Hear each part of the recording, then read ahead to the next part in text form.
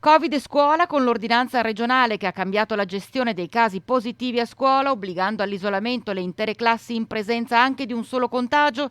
In tutto il Veneto, dal rientro dalle vacanze di Natale, sono circa 200 le classi di asili elementari e medie poste in quarantena.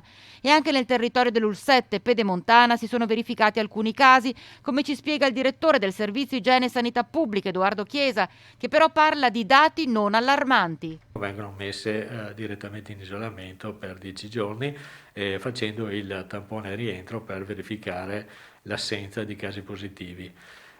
Come numerosità nel distretto 1 abbiamo dalla ripresa 4 classi che sono state interessate, 3 studenti e un insegnante, mentre nel distretto 2, dove c'è una maggiore incidenza di positivi, la situazione lì sono circa una ventina di tra studenti e operatori scolastici che sono risultati positivi dopo la riapertura delle classi. E di conseguenza le 20 classi in isolamento? Sì, Se esattamente. lei non definisce questi numeri allarmanti. No, per il momento assolutamente no, è in sintonia con l'andamento della curva epidemica, della prevalenza del virus che, tocchiamo ferro, in questi ultimi giorni sta, diciamo così, diminuendo.